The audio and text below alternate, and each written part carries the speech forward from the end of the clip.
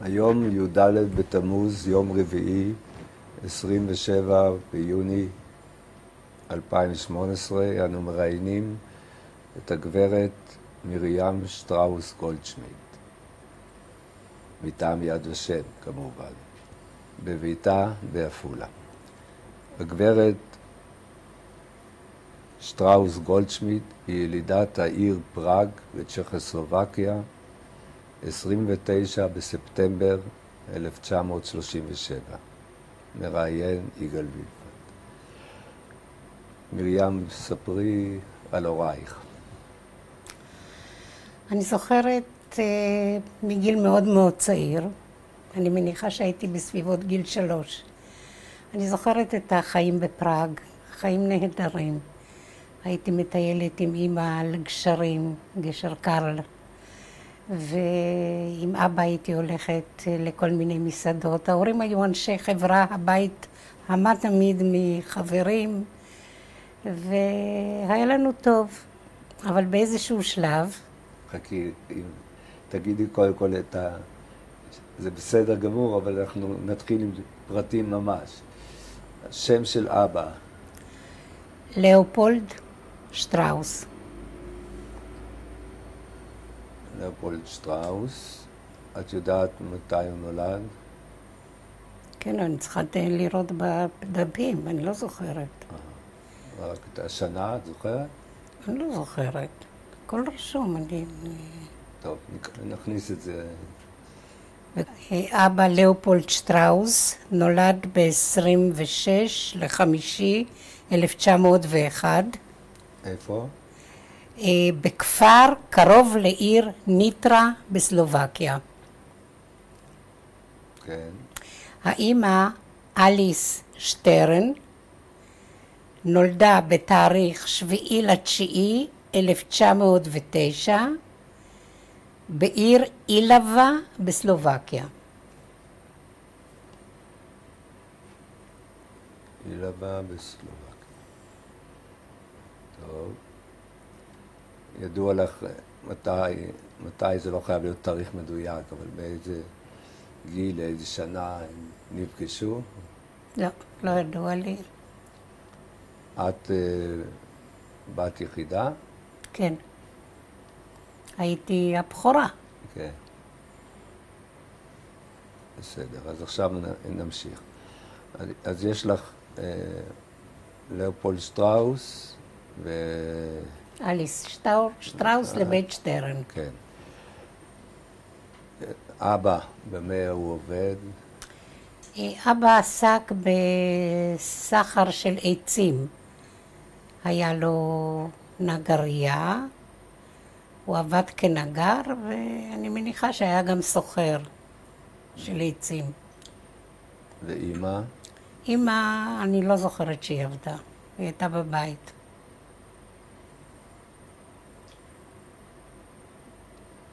עכשיו תתארי את הסביבה שאת נולדת בה, שאת נולדת אליה.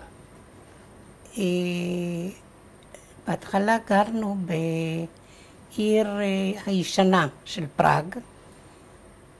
שם הייתה לי נדנדה, אני זוכרת שהיו מנדנדים אותי בה, והיה נעים. באיזשהו שלב נאלצנו לעבור למקום אחר, לדירה אחרת, ושם כבר לא היה לנו כל כך הרבה חדרים. בדירה הראשונה היו הרבה חדרים? יותר, כן. ובחדשה לא.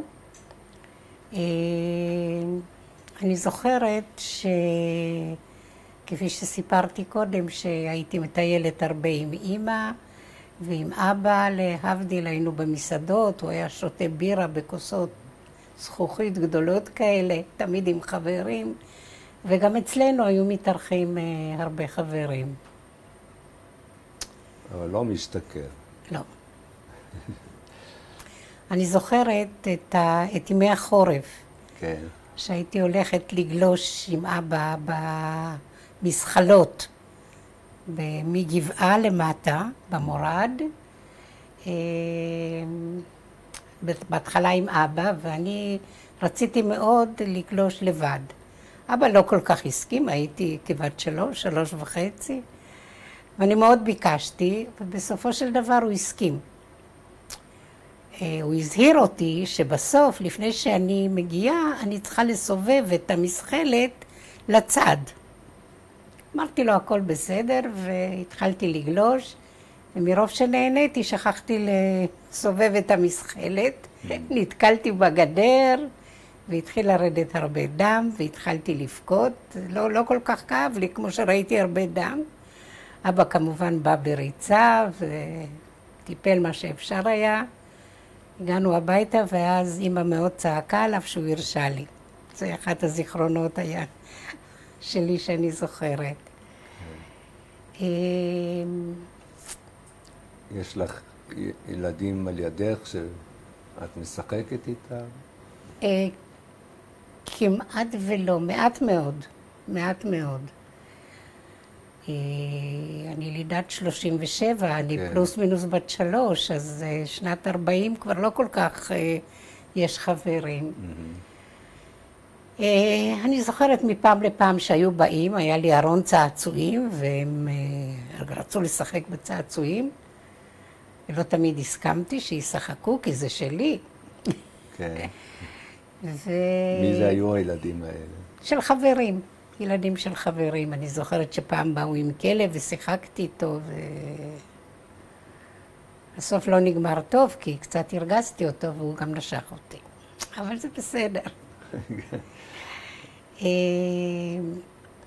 מה שאני זוכרת מהבית החדש, ההורים תלו לי מעל המיטה תמונה של מלאך, פסל כזה, בצורת תמונה, מעל המיטה עם כנפיים, והם לימדו אותי תפילה.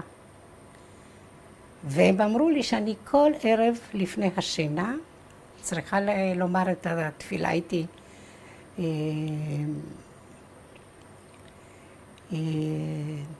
ממש לפני השינה, במיטה. כן. אז זה יכולה... התפילה הייתה בצ'כית. תגידי אותה או תשאירי אותה? אם את יכולה. לא, אבל אני צריכה להיזכר בזה, אני לא זוכרת את כל המילים. לא צריך. אנג'ליקו מויסטרנישקו, או קורמי מוי דושיצ'קו, טטיצ'קה ממיצ'קה, בביצ'קה איזדה, זאילבי איזניטרי. עכשיו, תרגום התפילה אומר, אלוהים, תשמור את נשמתי, תשמור את אבא ואמא, טטיצ'קה וממיצ'קה, את סבא וסבתא, מאילבה ומניטרה. עכשיו, כשבגרתי, הבנתי שזאת הייתה תפילה שאני אדע את המקורות שלי. עד היום כשאני מספרת, אני מצטמררת איזה ראייה לטווח ארוך הייתה להן. בנוסף, ההורים התחילו ללמד אותי מילים בגרמנית. עד היום אני זוכרת מילים שלימדו אותי. כן, איזה מילים? מסר, סכין, לא זוכרת עוד, כרגע זה מה שעולה לי. אבל מילים שימושיות, שאני אדע קצת גרמנית, כי בבית דיברנו צ'כית.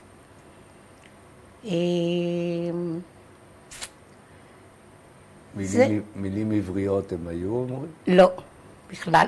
כן, אני זוכרת, טוב שהזכרת לי, אני זוכרת את חג חנוכה. הייתי על הידיים של אמא, הדלקנו נרות, את הנרות ליד החלון, ואנחנו שרים את מאוס צור. ואת מאוס צור אני זוכרת מאז, עם כל המילים. יאללה, תשאירי. מאוס צור ישועתי, לך נאה לשבח, תיכון בית תפילתי, ושם תודה נזבח, לעת תכין מטבח, מצרם נבח, אז אגמור בשיר מזמור חנוכת המזבח, וחוזר חלילה. נהדר.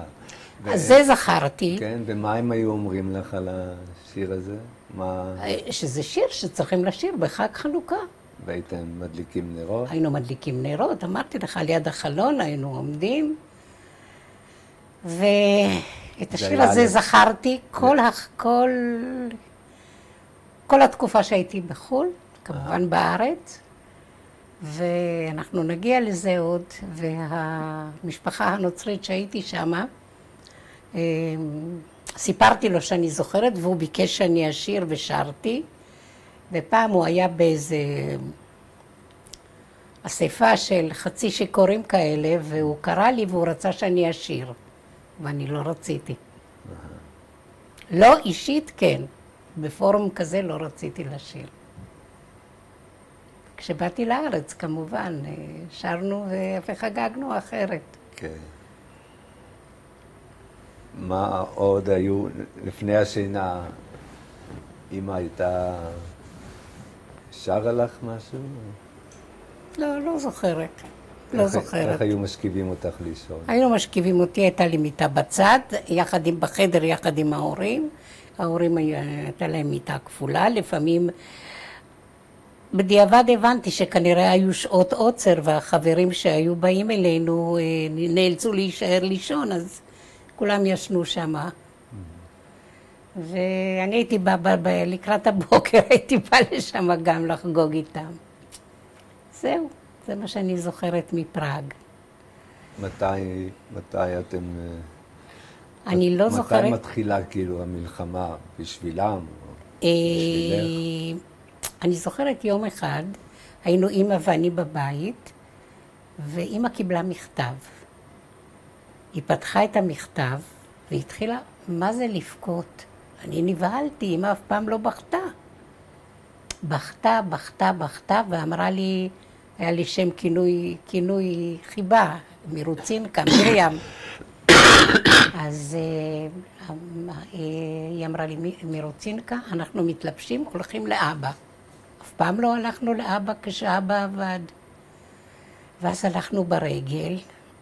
אמא הייתה מאוד נסערת. באנו לאבא, ואמא הראתה לו את המכתב.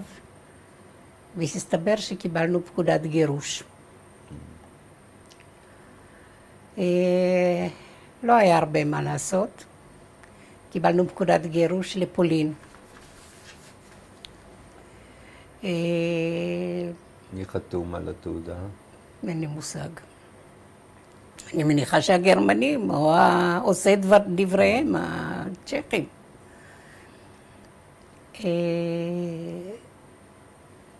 אני זוכרת שלפני הנסיעה היה בהתחלה לא מאוד קר. ואמא התחילה להלביש לי כל כך הרבה בגדים אחד על השני, ואני אמרתי לה, אמא, למה את שמה לי? אבל לא כל כך קר. היא אמרה, לא צריך.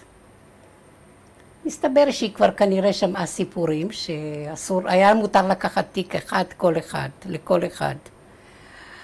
אז היא רצתה שיהיה לי בגדים להחלפה. טוב, הלבישה אותי הרבה, והתאספנו כולנו בתחנת רכבת ענקית, וכמונו היו שם הרבה אנשים עם רוגז'קים, זה נקרא, תרמילי גב, בצ'כית זה נקרא רוגז'קים. וחיכינו עד שהגיעה הרכבת, עלינו לרכבת, דחוסים, הרבה אנשים בתוך הרכבת, ונסענו נסיעה אינסופית. אחרי שהגענו לאיזשהו מקום, היה כבר לילה, והתחילו לצעוק, אראוס. עכשיו, אראוס, ידעתי מה זה, חוצה. כן. ההורים אחזו אותי, כל אחד... בגרמנית? בגרמנית, בטח. ואת יכולה לתאר מי צועק, או שאת לא רואה? לא, אני רואה, רגע, אנחנו מתקרבים לדלת, ואני רואה גרמנים עם כלבים ענקיים, זאבים ממש, ונופחים, ואני מפחדת. וההורים, אבא מנסה להרגיע אותי, הוא אומר, אל תפחדי, אנחנו פה, והם צועקים וצועקים, ואומרים לנו להסתדר בשורות. אנחנו הולכים, אני חושבת, כמה שאני זוכרת, איזה 6-8 ברוחב ככה, וטורים ענקיים, אנחנו הולכים בלילה, כוכבים למעלה, כלבים וגרמנים איתנו. הולכים, ואנחנו מרחק עצום, לי זה נראה מאוד גדול, והביאו אותנו לאיזה אולם ענק. אולם ענק. כל הזמן... אני כל הזמן עם ההורים. כל הזמן עם ההורים. שם קיבלנו קפה שחור, וזה משהו דלוח. אני את הדלוח הזה לא אכלתי, מסתבר שזה היה מרק. רק שתיתי קפה. עכשיו ההורים ראו שאני לא אוכלת וכל כך הרבה שעות כבר, אז הם קצת שתו מהקפה ונתנו לי, כל אחד נתן לי שאני אשתה מהם. היינו בעולם הזה, ואחר כך העבירו אותנו, אני לא זוכרת כך, אחרי כמה זמן, מהעולם הגדול הזה לגטו. נעשה איזה מבחינת זמן. זה בערך 1940, בת כמה את אז? אני בת 3.5, זה 40-41, משהו כזה. המלחמה בעיצומה. כן, וזה חורף? זה כנראה סתיו, התחלת סתיו. ספטמבר. משהו כזה, כי היה לי מאוד חם עם הבגדים שאמא הלבישה לי. כן, אז הם מוציאים אתכם ומביאים אתכם לאיזה מקום? מביאים אותנו למקום עם גדרות תיל, בתים, מסתבר שזה גטו. ואני עדיין עם ההורים.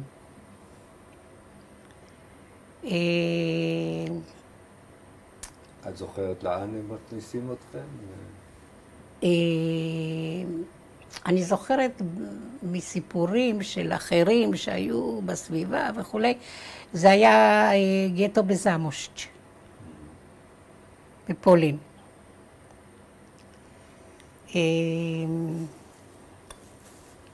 בגטו היו מראות זוועתיים, על יד אנשים בחוץ, צעקו, ובאחד הימים ראינו שמישהו רץ לכיוון גדר התיל, ואני הייתי עם אמא, ואמא אומרת לי, מרוצינקה, אל תסתכלי. ואני שמתי את הידיים ככה, אבל הצצתי, ילדה, רוצה לראות. האיש נגע בגדר והתחשמל ונפל. זהו, אז מה? נפל. אחר כך הייתה בעיה, חילקו את האנשים לקבוצות עבודה. אני לא יודעת מה אבא עשה, הוא היה כמובן עם הגברים, אמא הייתה כמובן עם הנשים, והיא, גם כן היינו צריכים ללכת כי אני הייתי איתה. היא הייתה מכבסת יום שלם במעגליה כזאת, פעם היו מחפשים לפני מכונות כביסה, משפשפת את הכביסה של הגרמנים, היא ועוד נשים. עכשיו, היא הייתה אישה מאוד יפה, עדינה, עם עוזרות וזה, ופתאום מאיגררמה לבירה עמיקתא. עכשיו, אני הייתי לידה, ואמא כל הזמן אמרה לי, תישארי על ידי, תישארי על ידי. כמה יכולתי לראות איך היא מכבסת? אז ביקשתי ממנה רשות, כי זה החינוך היה, ביקשתי רשות לצאת החוצה. אז היא הרשתה לי קצת, ושאני תכף אבוא. אז כל פעם הייתי יוצאת קצת. באחד הימים הייתה שם מסעית, ולידה היו חיילים גרמניים. והם קראו לי. הם קראו לי ושאלו אותי, אני לא זוכרת, אבל אני הבנתי מה שהם אומרים, אם אני יודעת לשיר. אמרתי להם כן. אז הם אמרו לי, בואי תעלי על האוטו, על המסעית שעמדה ותתחילי לשיר לנו. ואני הייתי שמחה, סוף סוף היה לי מה לעשות. עליתי למעלה, התחלתי לשיר, ומחיאות כפיים, ועוד שיר, ועוד שיר. מה שרת? לא זוכרת. שירים בצ'כית. כן. זה מה שידעתי. אחרי שעבר הרבה זמן, אמרתי, שאלתי אותם, אני יכולה לרדת? כי רציתי לרדת כבר. אז הרשו לי ובאתי לאמא. ואמא כעסה עליי, לאן נעלמתי. וכשסיפרתי לה, היא אמרה לי, את לא הולכת יותר מפה, את על ידי. ועוד פעם קצת הייתי לידה, אבל שוב היה לי משעמם. אז כל פעם הצצתי קצת החוצה. עכשיו בינתיים, כמובן חזרנו למקום שלנו. היו עוד ילדים שם? לא באותה סביבה שאני הייתי. רק אני הייתי. ילדה יחידה? כן. במכבסה הזאת? במכבסה הזאת ילדה יחידה. רק אמא עובדת או יש עוד? לא, עוד עובדות. יש הרבה עובדות, אבל הן בלי ילדים לידם. ביום, מה את אוכלת? לא זוכרת שאכלתי. לא אכלת? לא זוכרת שאכלתי, ממש לא.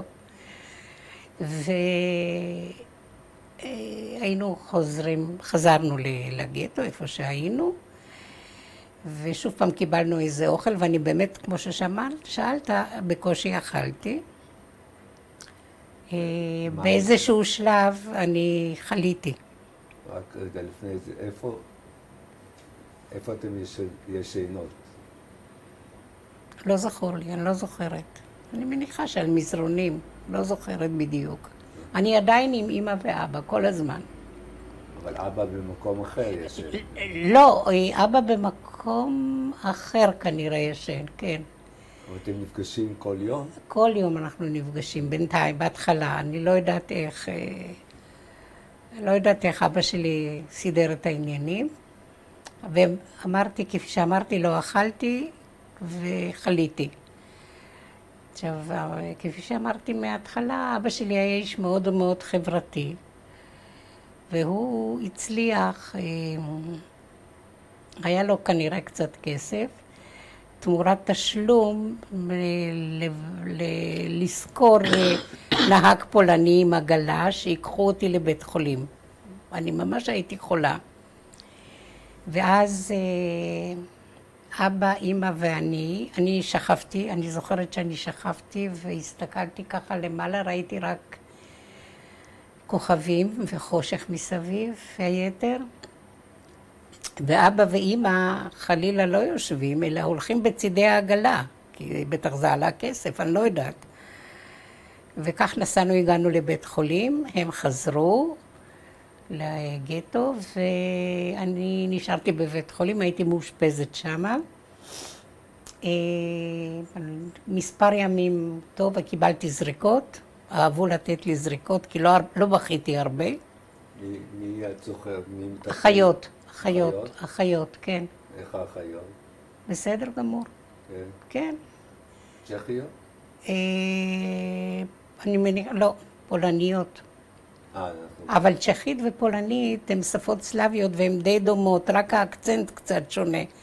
אז פחות או יותר הסתדרנו.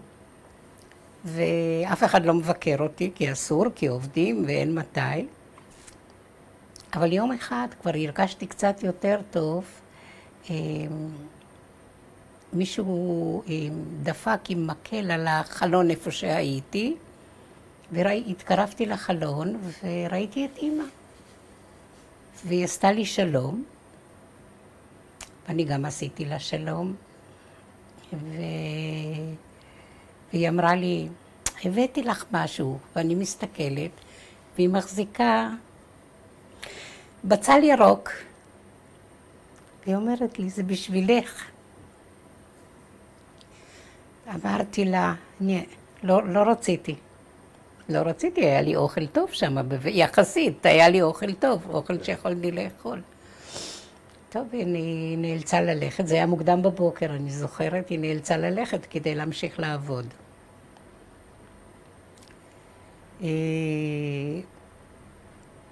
באיזשהו שלב התעוררה בעיה כשיצאתי מבית חולים בסופו של דבר. מה עושים איתי? איך יצאת? באו לקחת אותי. ההורים? כן, כן, אחד מהם, אני לא זוכרת. אני זוכרת שיצאתי מבית חולים, ואז התעוררה בעיה מה עושים איתי. אי אפשר לקחת אותי יותר לאמא, כי זה לא סידור. אז אבא, תמורת כסף, הכל תמורת כסף, בלי זה לא הלך.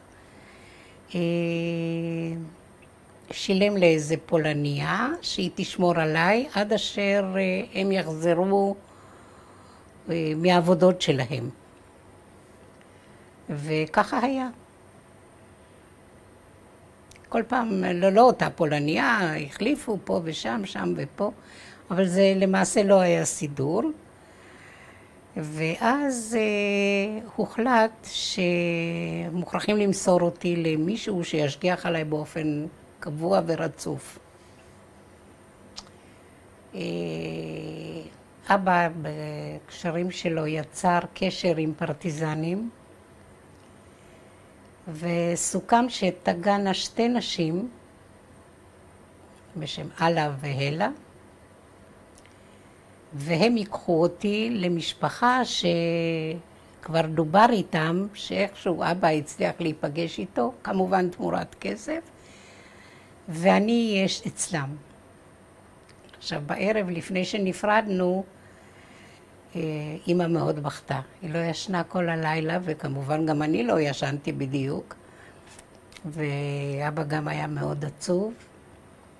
ואמא אמרה לי, תקשיבי, את לא יקראו לך יותר מרים, יקראו לך שם פולנית, יקראו לך נאמר, אני לא יודעת בדיוק, אבל אולי זושה, אולי. לא קראו לי זושה. ויהיה לך צלב פה. ואת תצטרכי להתפלל, ואת תהיי אצל משפחה פולנית. ואנחנו, כשנוכל לבוא לקחת אותך, נבוא.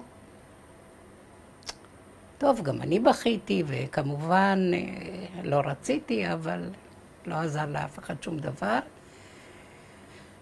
למחרת בבוקר מוקדם הגיעו שתי הבחורות. אמא חיבקה אותי וחיבקה והיא לא רצתה לעזוב אותי, ואבא גם חיבק, ושניהם בכו, וגם אני בכיתי, כולנו בכינו. וכשיצאנו, היה שם מין גבעה כזאת, אני זוכרת. היה בהתחלה מורד ואחר כך גבעה. ואני כל פעם הם החזיקו אותי, הבחורות, כל אחת החזיקה אותי ביד, ואני כל הזמן נופפתי להם, הסתכלתי אחורה ונופפתי, וגם הם. אז כשירדנו לא ראיתי אותם, כשעלינו שוב פעם ראיתי, עד שהם נעלמו לי מהעיניים. זאת הייתה הפרידה שלי. בזה הסתיים הפרק שלי עם ההורים, לתמיד. אנחנו התחלנו לצעוד, צעדנו בדרכים הכלכלות, לא בדרכים ראשיות. כמובן, על מנת שלא ניתפס. התקופה הייתה באמת לקראת סוף הקיץ. בשדות היו אלומות של קש, מסודרות, ואנחנו הלכנו. לפעמים ששמענו איזה קול של אופנוע או מכונית, אז היינו קצת מתחבאים מאחורנית, שלא יבחינו בנו. הלכנו הרבה זמן, ואז הם הביאו אותי לכפר שנקרא ביארובולה. רק שנייה.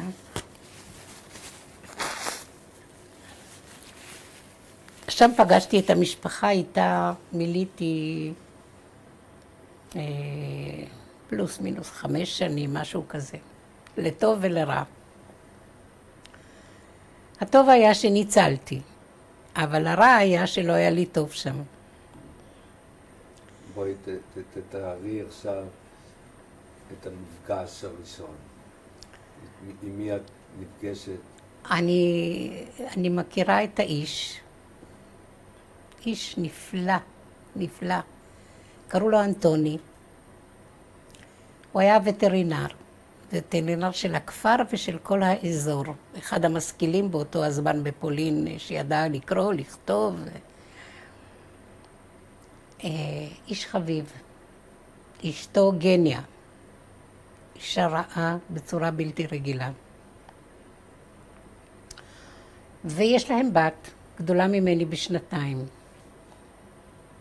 שלא הייתה חברה שלי, לאורך כל הדרך. אבל אנחנו מכירות בינתיים, קוראים לה אלה.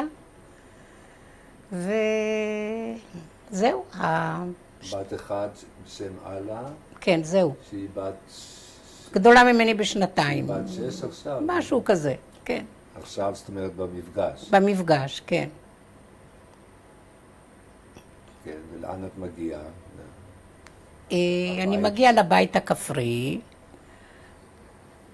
בית עם חצר, עם בעלי חיים, כולם מרוכזים ביחד. הסוס, הפרה, החזירים והתרנגולות, יש להם בית נפרד, ומעל זה יש אסם וכפר, בתים צמודים אחד לשני.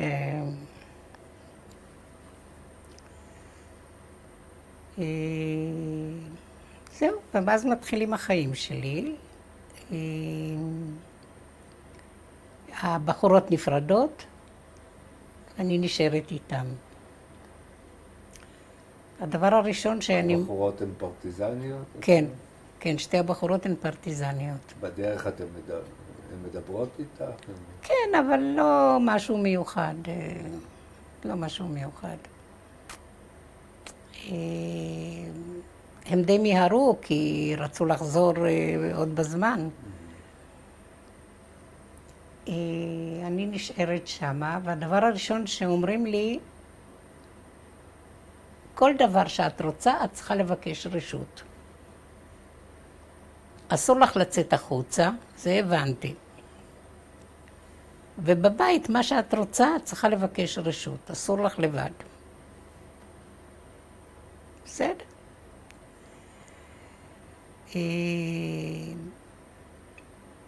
היה שם, הבית לא היה גדול, היה מין מבוא כזה שכלל מטבח ותנורים האלה של העץ, האח הגדול הזה, ועוד איזשהו ארון שעמד בפינה, ארגז כזה שעמד. עליו דרך אגב ישנתי כל הזמן שהייתי שם. על הארגז? על הארגז. הבת שלהם ישנה כמובן במיטה, יחד איתם בחדר. זהו, מה שהם אכלו, גם אני אכלתי.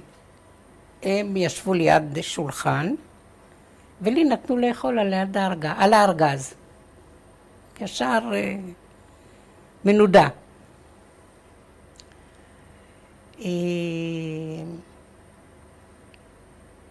לא דיברו איתי הרבה. מי שדיבר איתי ושאל אותי מפעם לפעם מה שלומי ואיך אני, זה היה איש, אנטוני. איש מקסים, באמת. הבעיה הייתה שהוא לא היה בבית רוב הזמן. אז רוב הזמן הייתי עם האמא והבת, כן, כן. בינתיים, כמו בכל סביבה, כשמישהו, הרי ראו שבכל זאת ראו אותי מסתובבת ברשות אפילו, אבל קצת בחוץ וזה. התחילו השכנים להתלחש. הנה יש שם מישהי, בטח זאת יהודייה, בטח הוא קיבל כסף, כל מיני דברים מרושעים כאלה. עכשיו, כפי שידוע, כל מי שהסתיר יהודי דינו מוות. התחילו חיפושי פתע של הגרמנים בכפר. הבית שבו שהייתי עם המשפחה, הוא לא היה בקצה הכפר, הוא היה יותר לכיוון, נאמר, בשליש האחרון של הכפר. כך שאם היו רואים שבאים גרמנים, היו מעבירים צעקות מאחד לשני, וכך ידענו. ואז אני הייתי חייבת לרוץ לבית הזה של הפרות, של הפרה והסוס, ולהתחבא שם בעומק. שם זה היה המחבוא שלי. וכך עשיתי כמה פעמים. תתארי את המחבור הזה. אני עם בעלי חיים, מלא חציר, אוכל של אפהם, ואני שם בין התרנגולות, בסוף. מה שתמיד הייתי פוחדת זה מהסוס. הסוס עמד הראשון, והוא לפעמים היה בועט. ולא פעם קיבלתי ממנו בעיטות. כשראיתי מה הנוצרי, תמיד היה אומר לו את השם שלו, כבר לא זוכרת איך קראו לו, והוא היה נותן לו לעבור. אבל כשאני עשיתי לו ככה, הוא בעט בי, הוא ראה מישהי קטנה. באחת הפעמים לא הבחינו בגרמנים, או שהם באו עם אופנועים באופן די פתאומי, ורק כמה בתים לפני זה הודיעו שהגרמנים מתקרבים. עכשיו, לא יכולתי, כבר לא היה זמן שאני ארוץ לבית ההוא של בעלי חיים, ואז הנוצרי היה בבית, והוא אמר לי בפולנית, רישה קראו לי שם, רישה, מהר, פרנטקו, הוא אומר לי בפולנית, תיכנסי פה. ליד, בכניסה לבית, עמדה אלומה של חציר בצורת משולש כזה. הוא אומר לי, תיכנסי בפנים. בפנים, הוא אומר לי. נכנסתי בפנים, הוא כיסה אותי, עמדתי, והוא אומר לי, אף מילה. ואני לא הייתי מוכנה לשמוע מה שהוא יגיד לי. כל כך אהבתי אותו, הוא ממש היה נהדר עבורי. והם באו, התחילו עם הצעקות, איפה היהודייה שיש לכם, ואיפה היא, ומה אתם מסתירים אותה. אמרו לו, לא, היא אצלנו, מי סיפר לך דבר כזה? התחילו להצטדק. הם עשו חיפוש בחצר, שם ישר הלכו לבעלי החיים שם, לא הייתי. ואז הם החליטו לתקור בכידון את האלומה. ואני שומעת, ומתחילים לתקור, ואני מתה מפחד, ילדה קטנה, 3.5, יודעת מה הולכים, מה מתכוונים לעשות. והם דוקרים על ידי, והם דוקרים לי בין ידיים, בין רגליים, ולא פוגעים בי. ובסוף אני שומעת שאחד אומר לשני, בוא, היא לא פה. היא התחבא בטח. והם זזים. הם זזים, אבל הנוצרי מחכה עוד, שמה הם יחזרו. ורק הוא מתקרב לאלומה והוא אומר לי בפולנית, אל תפחדי, הם הלכו, אבל את תישארי בינתיים פה, שלא יחזרו. ואני שמה. אחרי די הרבה זמן הוא פתח את האלומה והוציא אותי. ולא בכיתי, כי אמרו שאסור לבכות. אבל זאת הייתה חוויה נוראית, פשוט נוראית. אבל היה לי נס, פשוט, זה הנס הראשון שקרה לי בעצם. מזה הסיקו מסקנה, המשפחה שלהם, שהמקום שלהם לא בכפר, כי החיפושים התרבו, ועכשיו אני הייתי קרובה להתאפס, והם להיהרג. החליטו שבורחים. ארזו כמה חפצים, והתחלנו לברוח. בינתיים השתנה גם מזג האוויר, כי עבר איזשהו זמן, והתחיל חורף. חורף במזרח פולין, שזה בעצם היום חלק מאוקראינה, קור אימים. הגענו ליער, הכפר היה לא רחוק כל כך מהיער. הלכנו,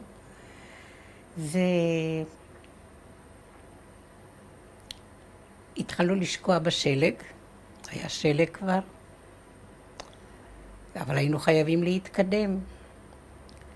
עכשיו, זו הייתה תקופה של חג מולד. חג מולד זה דצמבר. פתאום ראינו אור בבית קטן בקצה היער. עכשיו, היו שומרי יערות בפולין, כמו בכל מקומות שיש יערות.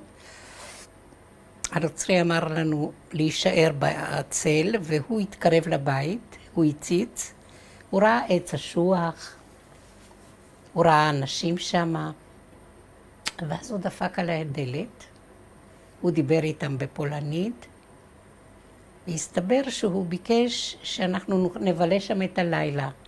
הוא אמר, יש לי 2 בנות, וקר להם, ואנחנו רעבים, ואנחנו ברחנו. הם הסכימו, אבל הם אמרו לו שעם האור הראשון הם נעלמים.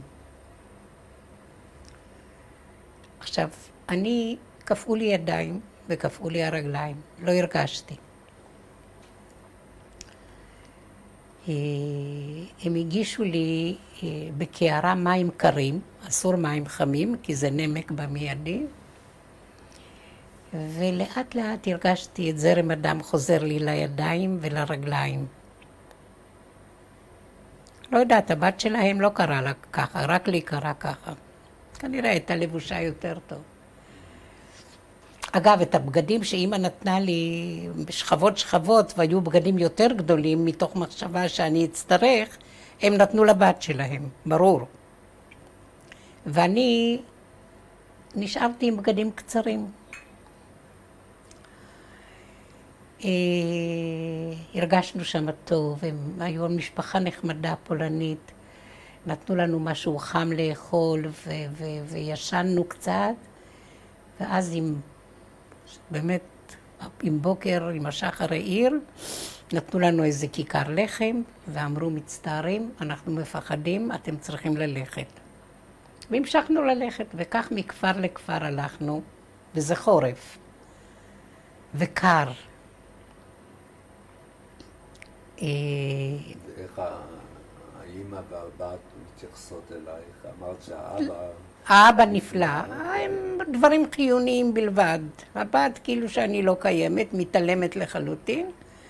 האמא מעט מאוד מתייחסת אליי. ואז הגענו לאיזשהו מקום, לאולם. אולם, מסתבר ששם התרכזו מספר בורחים מכל מיני כפרים. וזה היה גם כן לקראת ערב, אני חושבת שהגענו לשם, שמה קיבלנו משהו לשתות, לאכול, וכל אחד עם התיק מה שהיה לו. וככה קצת נמנמנו. ושוב לקראת הבוקר, קריאה שלא אוהבים לשמוע אותה, הגרמנים באים. עכשיו, זה היה אולם גדול, כפי שאמרתי, והיה שער, ומאחורנית היה שער, אבל הוא היה נעול, הוא לא היה פתוח. ואז מישהו צעק, תלכו מאחורנית, אפשר לעבור את הגדר. רצנו לשם, ואז הנוצריה טיפסה, זה היה מאוד גבוה, והבת שלה טיפסה, והנוצרי אנטוני עמד מאחורנית ואמר, רישה, עכשיו את.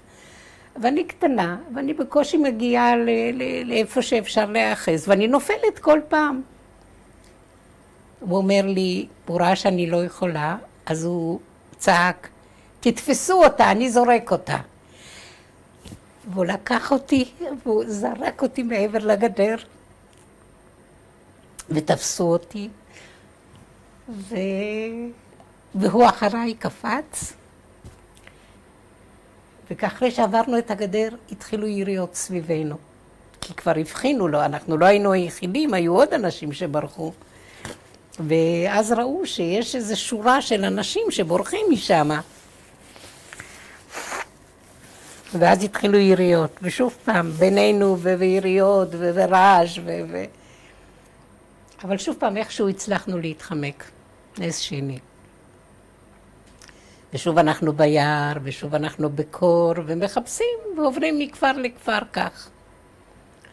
באחד הכפרים שהגענו אליו, הצלחנו להתמקם לתקופה יחסית די ארוכה, והנוצרי באמת בזכות המקצוע שנדרש שלו, שהוא היה וטרינר, איש שיכול היה לסייע לאנשים ולסביבה, אז הוא קיבל מקום, שם נתנו לנו מקום, והיינו שמה, ושם אפשר היה קצת להשיג טיפה אוכל, כי היו משלמים לו גם עבור העזרה, שהוא היה נותן לבעלי חיים, אם במצרכים ואם בכסף. אז מצבנו למעשה באותו כפר היה יחסית לא רע. זה באוקראינה? זה אני לא יודעת לומר לך בדיוק היום, אני לא יודעת איזה כפרים זה, אבל זמושט זה בצד המזרחי, קרוב לאוקראינה של היום.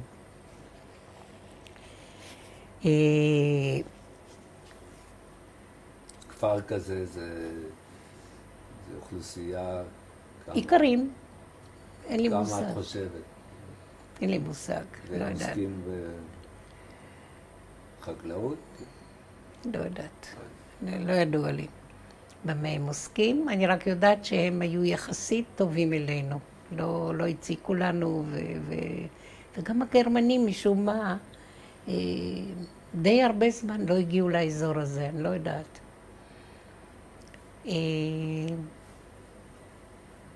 ואחר כך שוב, ואז באחת הפעמים אנטוני נפגש עם אבא שלי, אני לא יודעת באיזה דרך, הוא בא והוא סיפר לי אשתו, לא לי, אבל אני שמעתי, כי הייתי תמיד קשובה, מה שהם מדברים. הוא סיפר שאמא שלי נהרגה, שהם היו צריכים ללכת, הצעידו אותם, והיא לא יכלה ללכת וירו בה. אז ידעתי שאני אימא כבר. אבל עדיין... זה משמיעה, שאת שומעת שהם... הוא מספר לאשתו, הוא נפגש עם אבא שלי. כן. זה מקור ראשון. ולך הם אמרו משהו? לא, לא.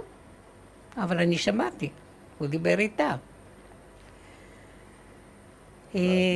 אז בת... אולי 4, משהו כזה פלוס, אבל אני מבינה. וידעתי שנשאר אבא. עכשיו הוא ביקש, הנוצרי ביקש כסף, כי בגללי הם התחילו את כל הנדודים, והם מתחבאים וכולי וכולי. ואבא שלי נתן לו בפגישות הקודמות כל מה שהיה לו, נגמר גם המקור אצלו.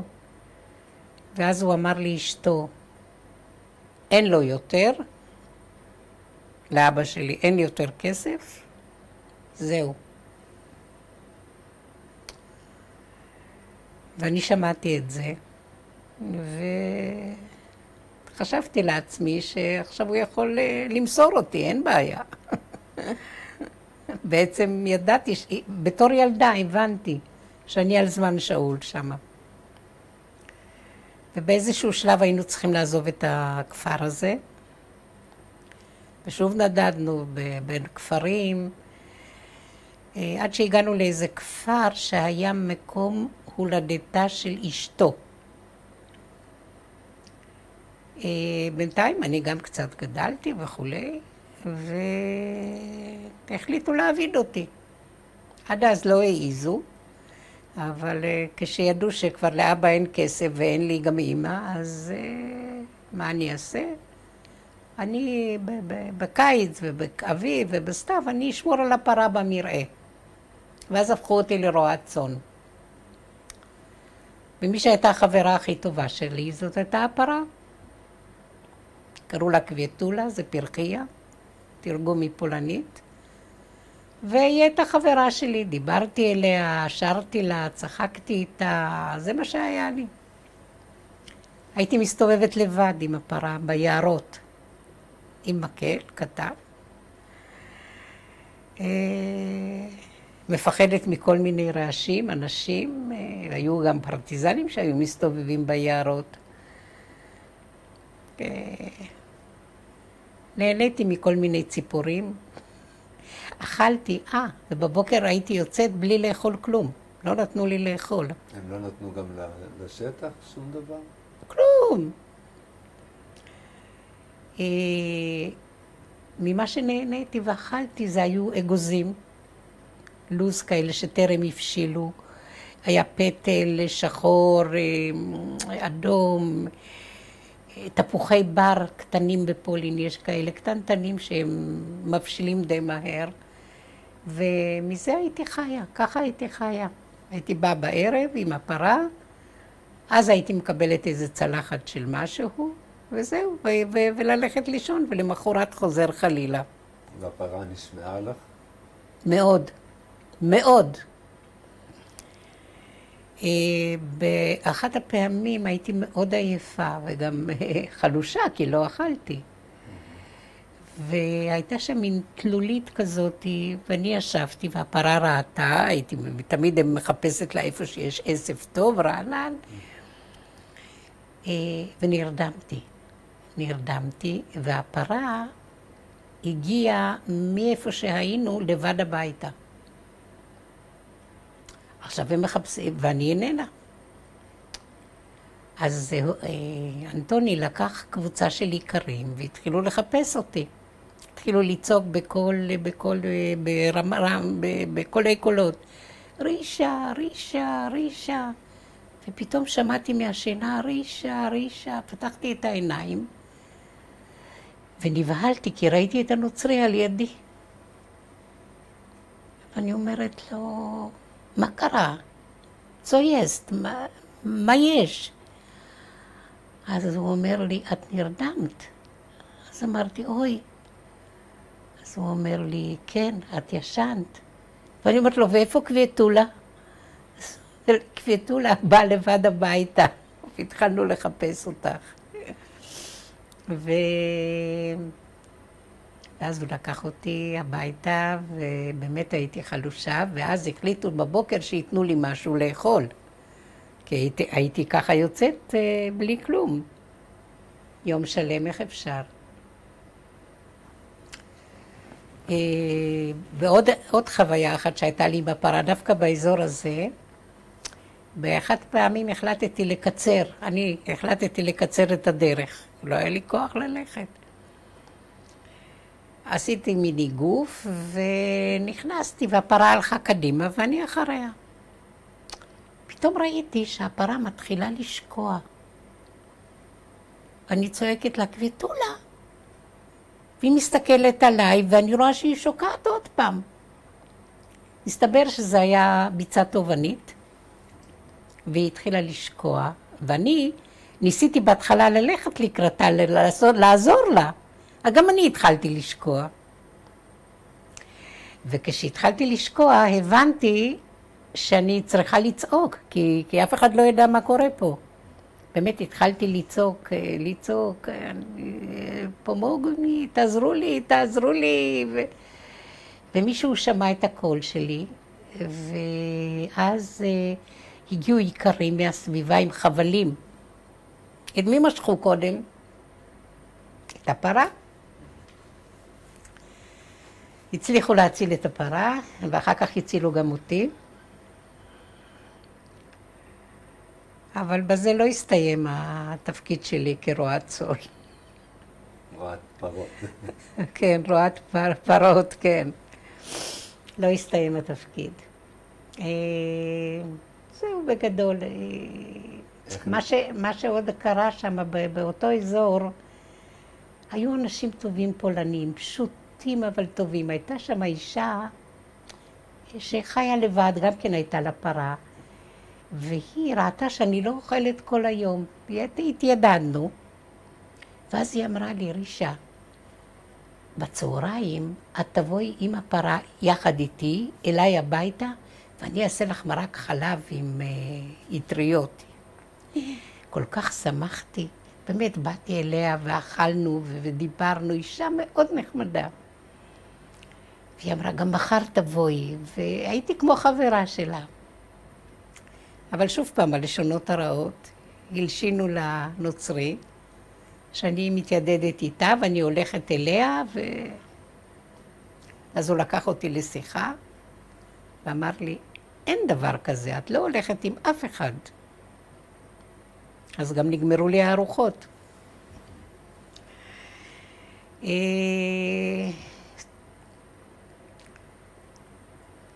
זהו באופן כללי בכפר הזה,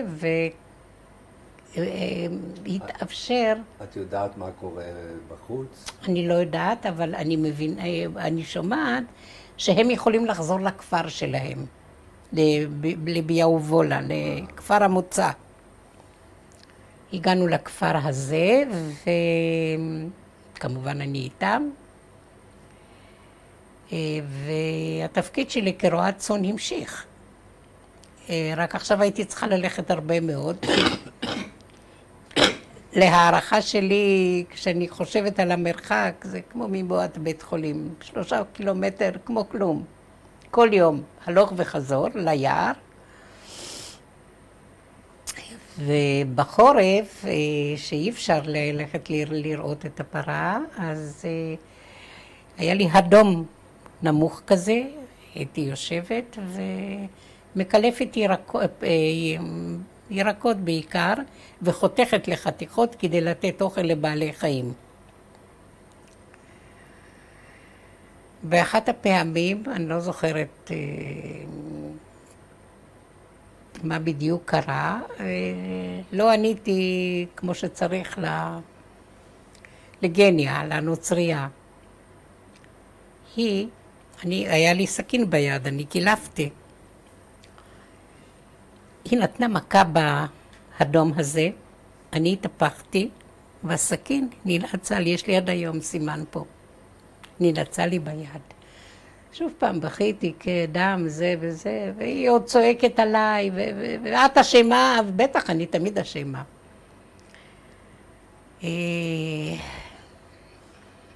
אז זהו, אז לא היה לי טוב שם, איתה ועם הבת שלה. בינתיים התחיל בית ספר, הבת שלה אומנם גדולה ממני בשנתיים, אבל שם הגילאים לפני תום המלחמה היו מעורבים בבית ספר, כי אי אפשר היה כל שנתון.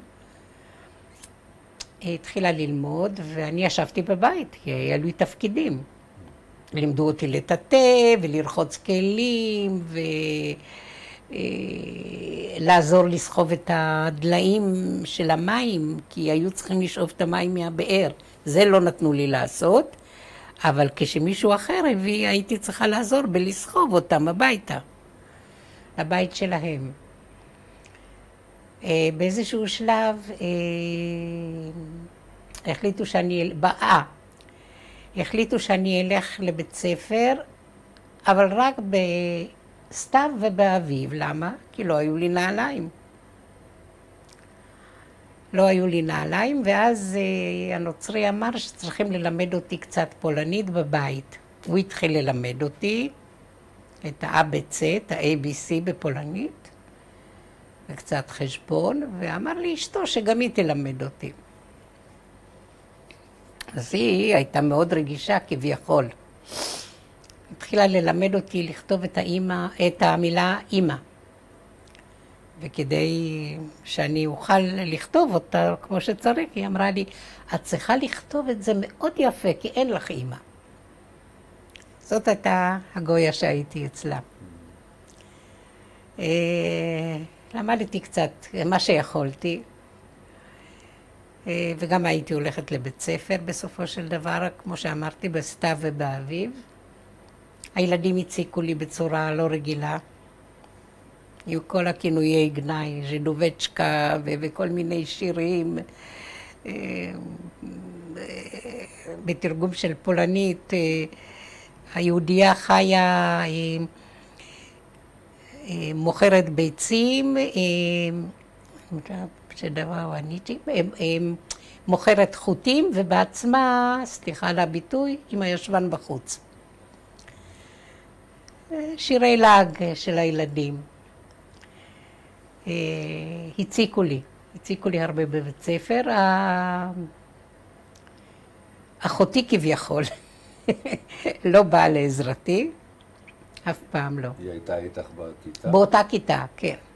היא קיבלה ציון לשבח, למרות שהיא לא הייתה תלמידה מי יודע מה, אבל אבא שלה היה בעל עמדה, וזה היה מאוד חשוב.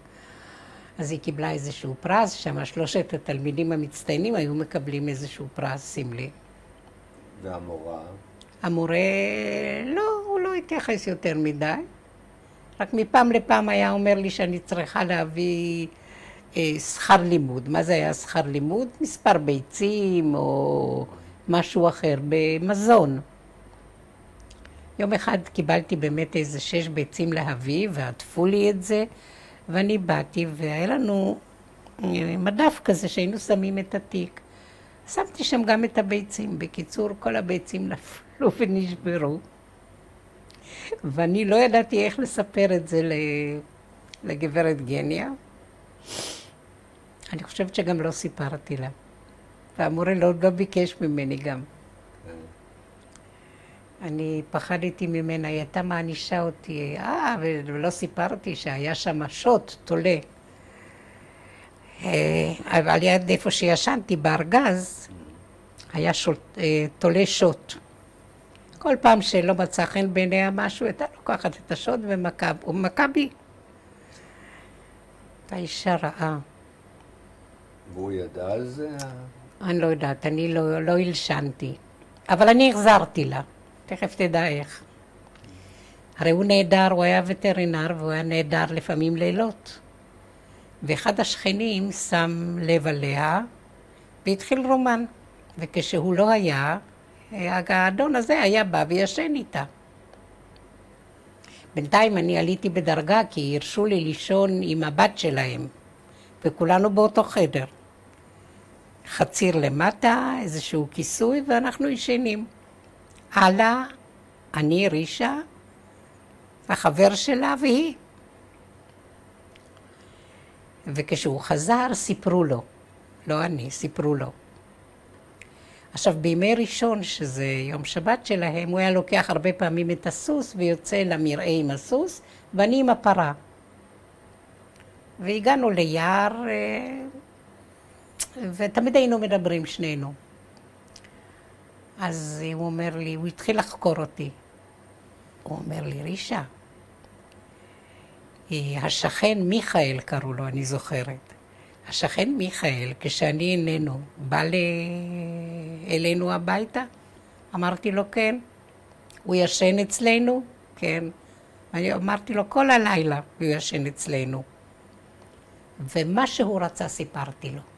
זאת הייתה הנקמה שלי בה. כי הוא האמין לי ברור. ואז באנו הביתה. והיא קיבלה מכות.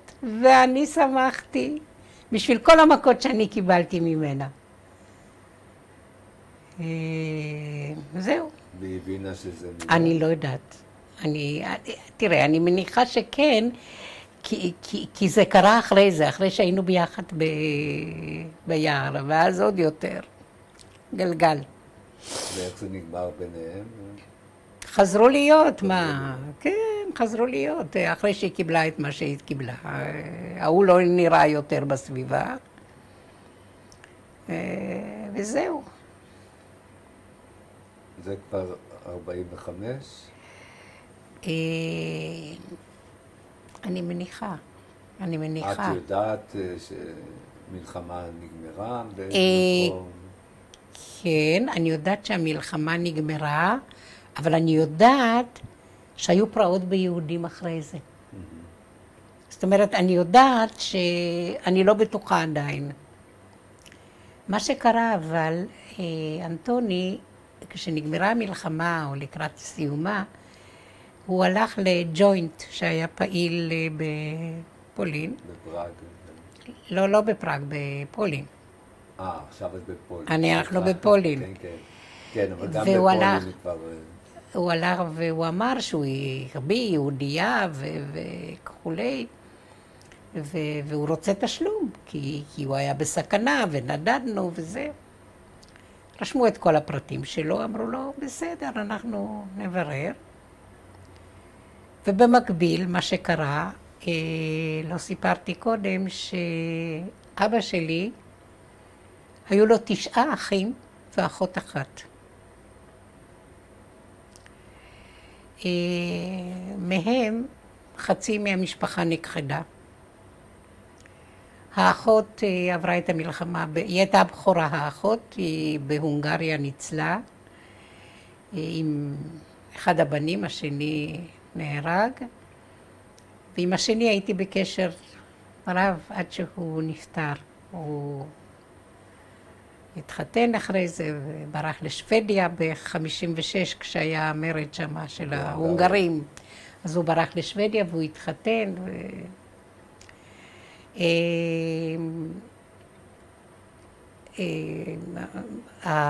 מה עם אבא עצמו? אבא, אני לא שומעת ממנו כלום, ואני לא יודעת בעצם שום דבר על אבא. והוא אומר שהוא התעניין, אבל לא יודעים מה קרה לו. לא יודעים מה קרה לליפולד.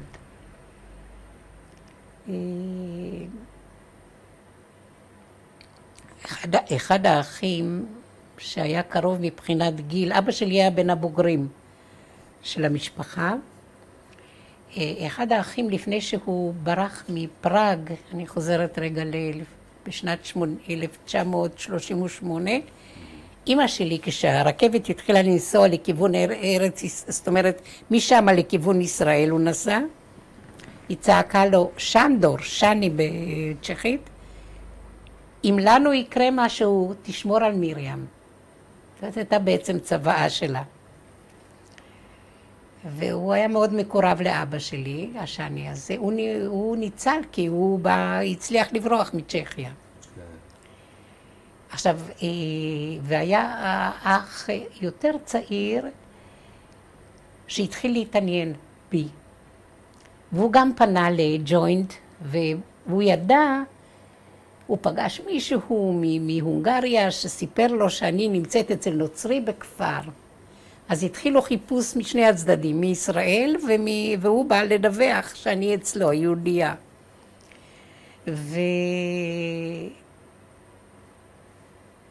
ואז התחילה ההתכתבות, והוא אמר שהוא רוצה לקבל אותי בחזרה. הדוד הזה, מבית שטראוס, כולם כמובן שטראוס. אז הגיעה אישה יקרה, מרישה, ניצולת שואה שאיבדה את כל משפחתה, מורה לנגינה בפסנתר. הגיעה אלינו לכפר. מרישה, פליישר, זילבר, פליישר קראו לה, ואחר כך היא נסעף זילבר. היא הצילה 24 ילדים. כן, יש עליה ספר. שרידי חרב יש גם. כן, וואו. אז היא מגיעה לביאובולה, לכפר, ישנה איתנו, מדברת עם הנוצרי, ניהלה איתו משא ומתן שלם, הוא דרש המון כסף, המון, אני לא יודעת כמה, אבל הוא דרש הרבה כסף. היא אמרה שהיא צריכה לברר, היא לא יכולה לבד להחליט. והיא אמרה שהיא תהיה איתו בקשר.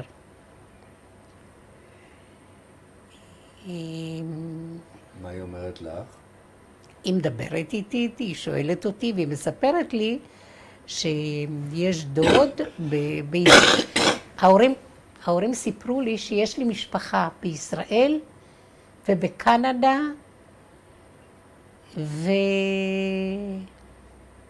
ושיש לנו כסף בשוויץ. לא ראיתי אותו עד היום.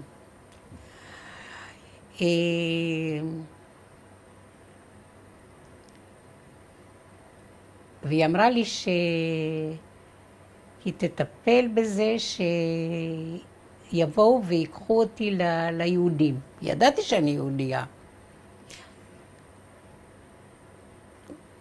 לפני זה לא סיפרתי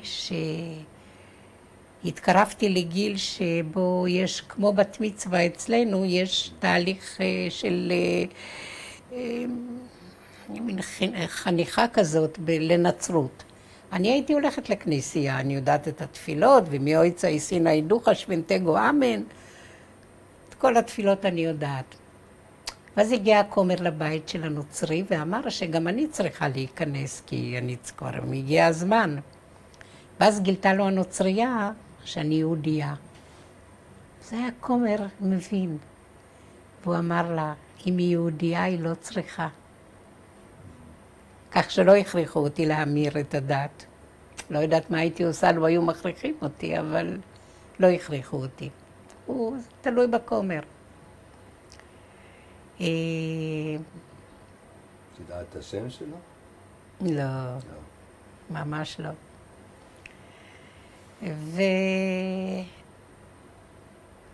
והגיעו לאיזה עמק שווה לגבי התשלום, לא ידוע לי. הנוצרי נסע, הוא קיבל חלק מהכסף, ואמרו לו שאת החלק השני, כשהוא יביא אותי. ואז פתאום התחילו לדבר איתי. הוא דיבר קודם, אבל כל הזמן. ואז הוא אמר לי, את תיסעי, את תהיי בין יהודים, יש לך שם דוד, את תלמדי, יהיה לך טוב, את תראי, אני בכיתי, כי פחדתי, ילדה, כבר התרגלתי לכל הרע, עוד פעם להתרגל למשהו חדש. הוא אמר, לא, תראי, זה יהיה בסדר, ויעזרו לך שמה. ואז הגיע יום הפרידה, נסענו כולנו, הם ליוו אותי פתאום, גם האמא וגם הבת לזמוש, לעיר. שם בא מישהו מקואורדינציה. כן, הארגון עסק בהצלת ילדים אחרי השואה, בדיוק. בראשו עמד חבר יגור. כן? זה שבא היה מישהו מבית אלפא. אני לא יודעת את שמו. מבית אלפא? כן. ואיש חביב, נחמד. אולי קדמי, יחיל קדמי. ו... אני יכול לברר הוא נפטר נדמה לי, אמרו לי, פעם התעניינתי, אני אפילו לא זוכרת את שמו כבר. כולם נפטרו. כולם נפטרו, בדיוק. הביאו אותי והוא קיבל את מה שהוא היה צריך לקבל. איך הייתה הפרידה? בסדר, אני הצטערתי וגם שמחתי, את האמת. שמחתי לפנות למשהו חדש, אחר, שזה מבני עמי. אבל לפני זה, לא, זה יותר מאוחר, מה שרציתי לומר.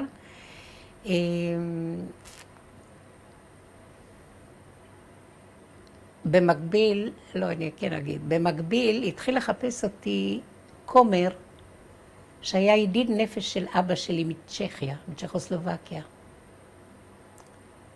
והוא כל הזמן חיפש אותי. ובאיזשהו שלב הוא גילה, אחר כך אני אגיע לזה, שאני נמצאת בלודג' בבית ילדים. והוא רצה לקחת אותי אליו ולאמץ אותי. הוא אמר, הוא היה חבר טוב של אבא, והוא רוצה לשמור עליי. והוא ידע מה קרה עם אבא? כנראה שכן.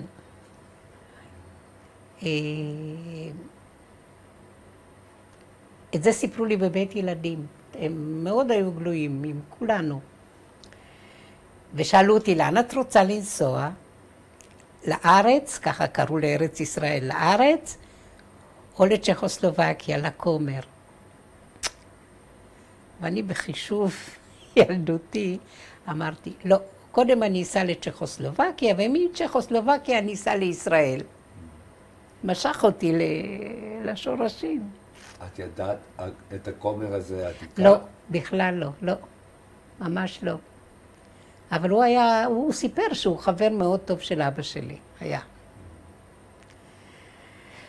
טוב, אנחנו עדיין בזמושט. בזמושט אנחנו, אז הבחור הזה מבית אלפא, מהג'וינט לוקח אותי, מהקואורדינציה, הוא מספר לי שאנחנו ניסע ברכבת, ניסע לוורשה, ומשוורשה אנחנו ניסע ללודג'.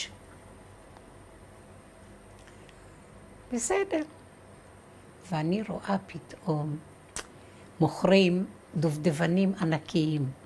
בפולין, זה ארץ קרה, יש דובדבנים נפלאים. ואני אומרת לו, כמה יפים הדובדבנים. כל כך רציתי, אבל התביישתי לבקש ממנו.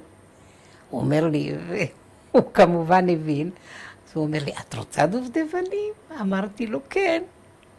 הוא הלך וקנה לי חופן. תראה מה זוכרת ילדה. קנה לי כופר כזה משולש. עטוף בנייר עיתון, ואני אכלתי והיה לי כיף. כי זה היה מאוד יקר בפולין. באמת נסענו ברכבת, הגענו ללודג'. בלודג' היו 2 בתי ילדים. אחד, שכחתי את שמה. של חסיה? לא. הייתה אחת שאצלה התרכזו רוב הילדים, אבל שם כבר לא היה מקום. לנה קיכלר, בדיוק. שם לא היה מקום. ואנחנו הגענו, זה אני זוכרת, לנרוטוביצ'ה 18. לא יודעת מי ניהל אותו, זה ברחוב נרוטוביצ'ה 18. בלודג'. שם הגעתי, ועולם אחר נפתח בפניי. מלא ילדים, כולנו יתומים. בנים, בנות, פחות או יותר באותם גילאים. אני הייתי צריכה להיות פלוס מינוס בסביבות 8, 9, משהו כזה. זה 46. משהו כזה, כן. כן, 9 כבר. משהו כזה, כן. והיו שם נערים יותר גדולים וגם בחורות יותר גדולות. בחורות שחלק מהן הפכו להיות מדריכות שלנו. היינו מחולקים לקבוצות. היה לנו שעות בילוי, סיפורים, שירים, לקחו אותנו לטייל בפארקים, אבל האנטישמיות לא נעלמה, עדיין צעקו אחרינו ז'ידים, ועדיין זרקו עלינו אבנים, והנערים הפולנים הטובים.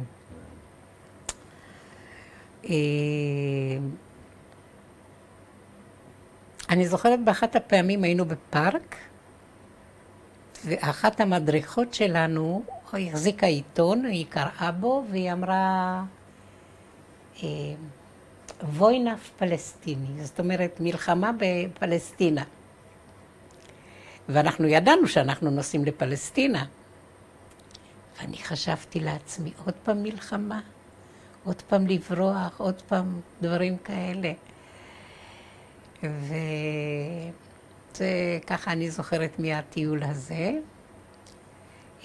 בבית הילדים שמענו על האונייה אקסודוס, היה לנו תמונה שאחר כך הופיעה על בולים, אותה תמונה מפורסמת. עלתה לנו בחדר האוכל, היינו עושים שם קבלת שבת, רוקדים, מלמדים אותנו ריקודים, היה שם טוב, בסך הכל היה טוב. למדנו גם בבית ספר עברי, למדנו קצת עברית, חשבון, וכל אחד בתורו חיכה לעלייה לישראל. בערך כפי שהגענו, ככה היו נוסעים.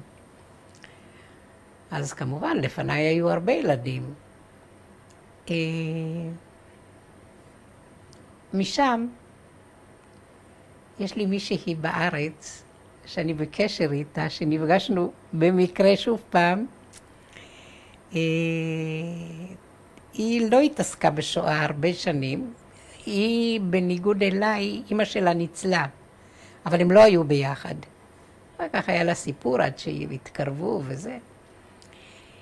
היא לא רצתה להתעסק בשואה, אבל בשנים האחרונות היא מתעסקת, אולי שמעת את שמה חווה ניסימוב.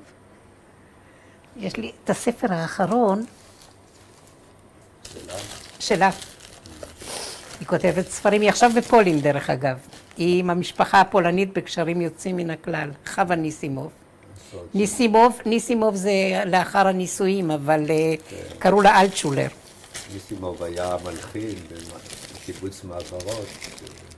היא הייתה בקיבוץ מעברות. אז זהו, אז היא קשורה לקיבוץ מעברות. הבעלה, זיכרונו לברכה, הוא הבן של ניסימוב? כנראה.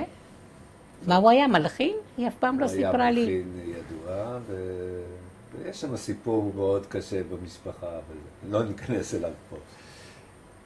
אבל זה מעניין. אז את אומרת שהיא הייתה במעברות? כן, אחרי גלגולים, לא ישירות.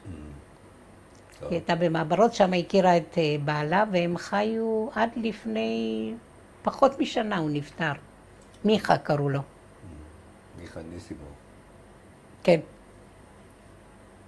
נדבר על זה אחר כך. אחרי זה, בסדר. אז נפגשנו גם כן, אחר כך אני אספר לך איך פגשתי אותה, אבל לא משנה. מאז אנחנו בקשרים on and off, ככה. אז היא הייתה איתך בבית הילדים. כן, איתה אני גם בקשר, לסירוגין. ואז בבית הילדים, מתי מגיע תורכם? עברנו שם חורף, לא. עברנו, לא זוכרת. את מדברת על אקסודוס, שאתם שומעים את... שומעים על אקסודוס. באיזה שנה זה היה? זה כבר 47. 7, בסדר, אחרי זה. זה היה אחרי זה. אני עליתי ב-48.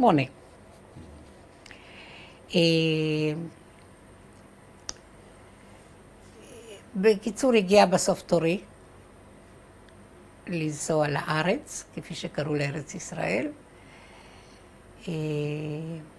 שוב פעם נסענו ברכבת, נסענו עד צרפת, ואמרו לנו שבצרפת אנחנו נחכה עוד פעם, עד שיגיע תורנו לעלות. ובצרפת, אחרי זה אני אראה לך תמונה, יש לי את התמונה של בית ילדים שהיינו בצרפת. והיינו במקום שנקרא פוקלזום, אבל זה אחר כך. זהו, ומשם עליתי לארץ. מתי את עולה? ואיך? אני עולה באוניית טיטי, קטנה, רעועה, סערה נוראית בים. אנחנו שתים מצרפת 14 יום עד ישראל. אחד מהנוסעים נפל, תוך כדי הסערה לים וטבע. אני מגיעה ב8 לאפריל 1948. עוד לפני ההכרזה. אני כמו המדינה. כן? כן, ממש. מגיעה לאן? אני מגיעה על יד חיפה יש קריית שמואל. כן. לשם הגענו, שם... אבל כשאת מגיעה... עם האונייה. עם האונייה, רואים את... לחיפה. רואים את החוף. תתארי. ואנחנו מתרגשים כולנו, ובוכים, ומתחבקים, ובשמחה בלתי רגילה. כשאנחנו מגיעים לחוף, הרי האונייה לא יכולה להגיע עד הסוף, אז הגיעה סירה עם בחורים, כאלה שזופים, שרירים, שהרימו אותנו, את הילדים, והעבירו אותנו, והסתכלנו עליהם, ואמרנו, כל אחד אמר בליבו, זה שלנו, הם יהודים, וכל כך שמחנו כולנו, היינו מאושרים. אז זהו, משם נסענו לקריית שמואל, ובקריית שמואל אני חושבת ששהיתי איזה יומיים. מי זה נסענו? אני והילדים, כל הילדים, כל הקבוצה שבאה.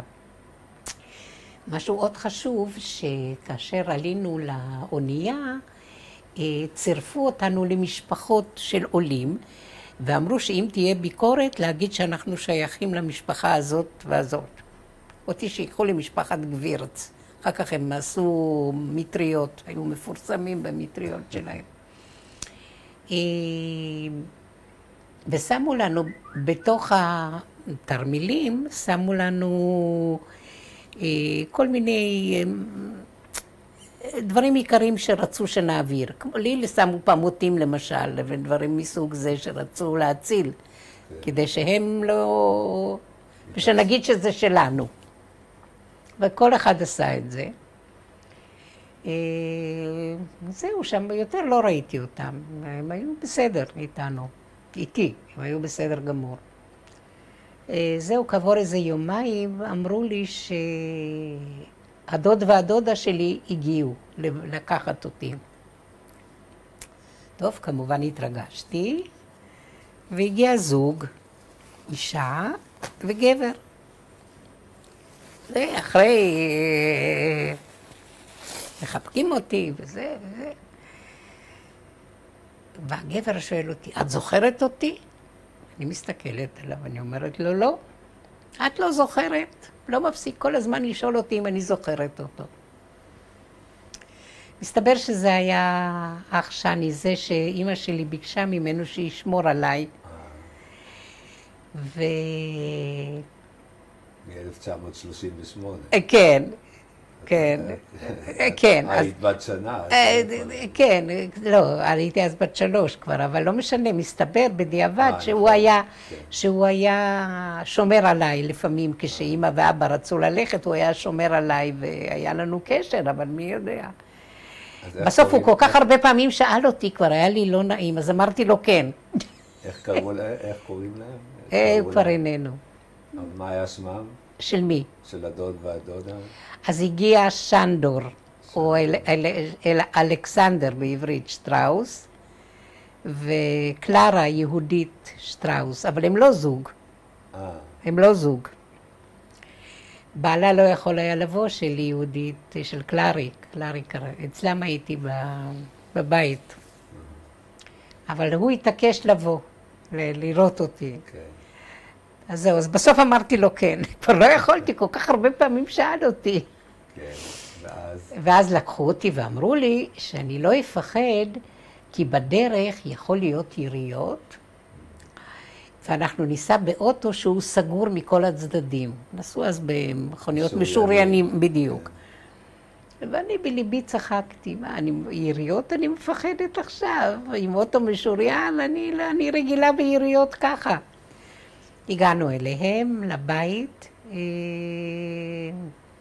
ואז הכרתי את בעלה, דניאל שטראוס. הם גרו בחיפה, בדירה מאוד קטנה, אבל עם לב חם, באמת, קיבלו אותי ממש בחום.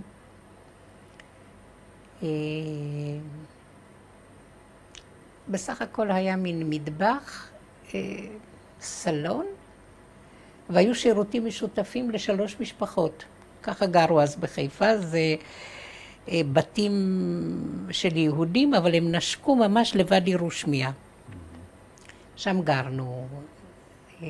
אני התאקלמתי, לא היה קל, אבל לאט לאט התאקלמתי. ומה שעזר לי מאוד בהתאקלמות זה מרישה, דורה פליישר, הגיעה והיא גרה ממש ממול. עם בעלה השני, זילבר, הוא היה דרך אגב מנהל חברת הסנה בזמנו, והיא אשת אשכולות, רחבת אופקים, חכמה, נבונה, באמת.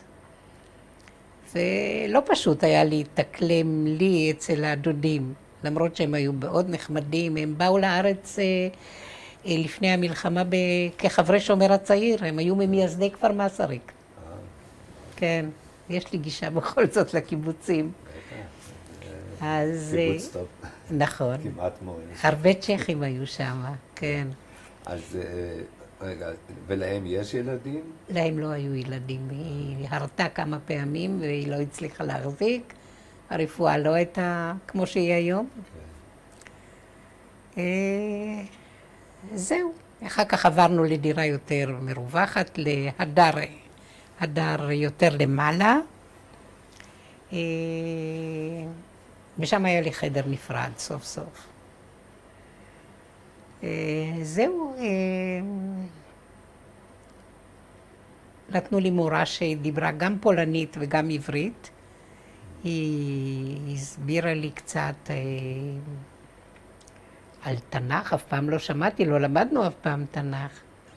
וקצת עברית וקצת חשבון. ולפי הגיל הייתי אמורה להיכנס לכיתה ד'. אבל אני פחדתי, כי לא ידעתי שחסר לי חומר, ולא רציתי. אמרתי, לא, אני מפחדת, אני לא יודעת, אני לא רוצה. אז הכניסו אותי, באתי באפריל, זה סוף שנה כמעט, הכניסו אותי לכיתה ג'. הייתי בג', בחופש הגדול למדתי אצל המורה הזאת, אחר כך כיתה ד' למדתי בבית ספר כרגיל, ואז הייתה לי מורה מאוד החלטיתית כזאת, ובכיתה הייתי כבר בין המצטיינים בכיתה, ואז היא קראה לדודים שלי, והיא אמרה להם, תקשיבו, היא לא מתאימה לגיל הזה. היא מבוגרת בנפשה, וגם בגיל, צריכים להקפיץ אותה כיתה. ואז עשו את זה בהדרגה. את השליש האחרון עברתי בו', שוב פעם למדתי והשלמתי והקפצתי והשתלבתי טוב בכיתה ז', ח', ואחר כך עשיתי חלק תיכון. עד שראיתי שהמצב הכלכלי שלהם לא היה הכי טוב, לא היו הכי בריאים שניהם, ותמיד דיברו על כסף וככה, ואני חיפשתי לעצמי משהו שאני אוכל להחזיק את עצמי. והיו לי שתי אופציות. כולם אמרו שאני מתאימה להיות מורה, אבל לזה ידעתי שצריך הרבה לימודים וכסף. והאופציה השנייה הייתה אחות. ואכן למדתי ועבדתי 40 שנה בבית חולים בעפולה. אז אולי משם אנחנו מכירים. יכול להיות. דרך אגב, שם קיבלתי כינוי בבית חולים, כי בשם מרים היו הרבה אחיות. במחזור שלי אני הייתי השלישית. באתי מאוחר, כי לא קיבלו אותי לעפולה, קיבלו אותי לבלינסון ולא רציתי. שם לבלינסון שלחו את הטובות לפי הציונים. ולא רציתי רק בעפולה. כי פה הכרתי שתי בנות. בסוף קיבלו אותי פה, ואז לא נשאר לי שם. היה לי איזשהו קישוט בצורת כלבלב חמוד כזה. ואז החליטו שיקראו לי חומי. ובבית חולים עפולה, כשמדברים על אחיות ותיקות, מדברים על חומי, וזאת אני. כן, לאחרים, לחדשים, אני מציגה את עצמי בשמי הנכון. את ינקה את מכירה? ינקה, איזו שאלה. מאיפה אתה מכיר את ינקה? טוב, תספר לי אחר כך.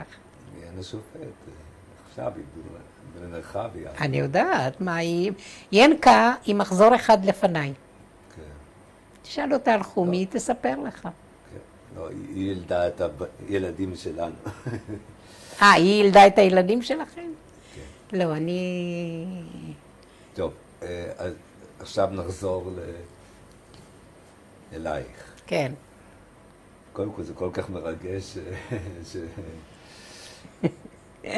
דרך אגב, אני בפורום כזה, זה פעם ראשונה שאני נחשפת. עוד לא סיפרתי קטע מאוד משמעותי. לילדים שלי, הרבה שנים, אני הבטחתי לדודים שלי, לקלרי, יהודית שטראוס, ולבעלה דניאל שטראוס. הם ביקשו ממני דבר אחד.